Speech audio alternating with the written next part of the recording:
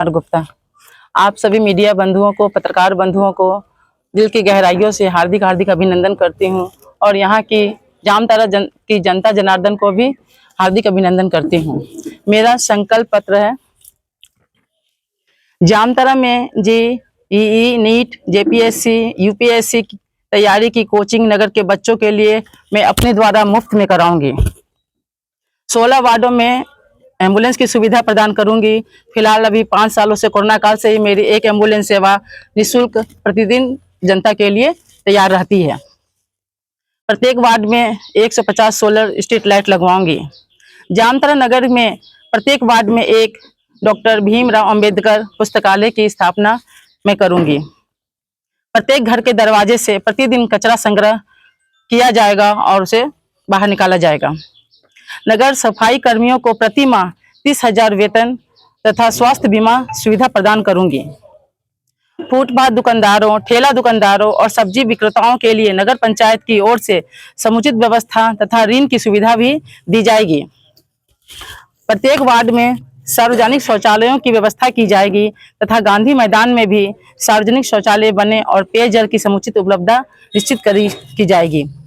प्रत्येक घर के नालों को ड्रेनेज सिस्टम से जोड़ा जाएगा और सभी सड़कों का पुनर्निर्माण किया जाएगा। जो अभी नाला जो बंद हो जाता है उसको बाहर निकाला जाएगा, उसके पानी को सिस्टम से जोड़ा जाएगा। प्रत्येक वार्ड में आपातकालीन स्वास्थ्य क्लिनिक की उपलब्धता सुनिश्चित की जाएगी। अजय नदी में निर्मित विद्युत शवगृह को तुरंत चालू कराया जाएगा। साथ ही अजय नदी में जलावन हेतु लकड़ी की व्यवस्था भी की जाएगी। महिलाओं को स्वावलंबन बनाने हेतु उन्हें स्वरोजगार से जोड़ा जाएगा। जामताड़ा के चिल्ड्रन पार्क पुनर्निर्माण कार्य किया जाएगा। प्रत्येक वार्ड में बच्चों और बुजुर्गों के खेलने और घूमने के लिए मिनी पार्क की उपलब्धता कराई जाएगी। मैं जीतती हूँ तो उन सभी को मैं पूरा करने की पूरी कोशिश करूंगी और इसमें मैं सफलता पाऊंगी।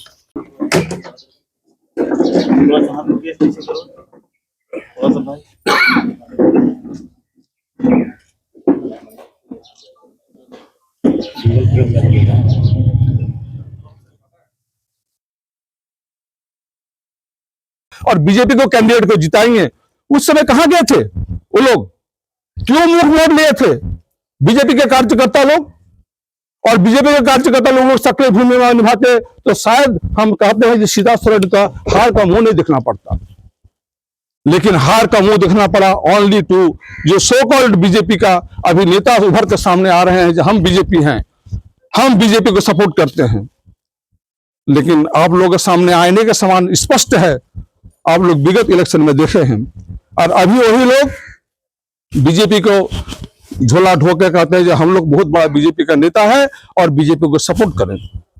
ये चीज हमको अभी तक गले से उतर नहीं रहा है कि क्यों ऐसा भेदभाव, क्यों? उस समय तो बीजेपी के तरफ से आप लोग नहीं लड़े। अभी कोई नेता कह रहे हैं कि अभी तो हमारा ये तो माने खाली औपचारिक है, बाकी है, हम लोग का तो सब कुछ हो गया, क्लियर हो गया है और खाली घोषणा पत्र बाकी है, घोषणा ही खाली बाकी है।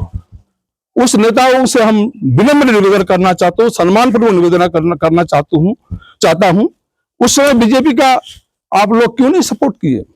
जब माननीय सीधा सोरेन जी आए थे यहाँ पर इलेक्शन में लड़े थे, अगर शायद उसमें आप लोग सहभागिता करते तो उस समय दूसरा चीज होता, हम लोग का इस हार का मुंह नहीं देखना पड़ता।